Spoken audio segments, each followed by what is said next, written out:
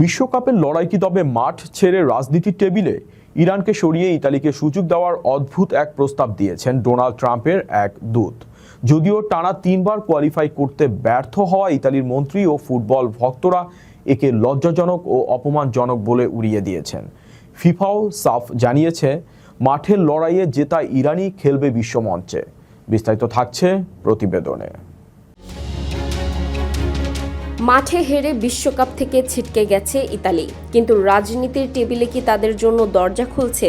Donald ট্রাম্পের এক দূতের অদ্ভুত প্রস্তাবে এখন ফুটবল দুনিয়ায় তোলপাড়। প্রস্তাবটি হলো, ইরানকে বাদ দিয়ে তাদের জায়গায় ইতালিকে বিশ্বকাপে খেলার সুযোগ দেওয়া হোক। ইতালীয় আমেরিকান দূত পাওলো জাম্পোল্লি মনে করেন, 4বারের বিশ্ব চ্যাম্পিয়ন ইতালির বিশ্বকাপে থাকাটা তাদের অধিকার, বিশেষ করে যখন ইরান যুদ্ধের কারণে উত্তপ্ত। অনেকে মনে করছেন, ট্রাম্প এবং ইতালির প্রধানমন্ত্রী জর্জিয়া মেলোনির মধ্যে চলা কূটনৈতিক বরফ গলাতেই এই ফুটবল টোপ দেওয়া হয়েছে। তবে এই প্রস্তাবে খোদ ইতালীয়রাই চটেছেন।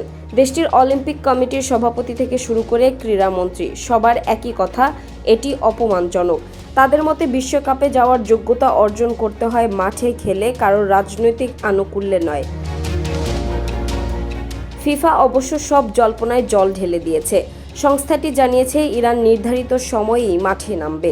যদিও ইরান তাদের ম্যাচগুলো আমেরিকা থেকে মেক্সিকোতে সরিয়ে নেওয়ার অনুরোধ করেছিল, যা ফিফা নাকচ করে দিয়েছে। 11 জুন থেকে শুরু হতে যাওয়া এই বিশ্বকাপে কি শেষ পর্যন্ত কোনো নাটকীয় পরিবর্তন আসবে, নাকি রাজনীতির এই গুঞ্জন মাঠের বাইরেই থেকে যাবে?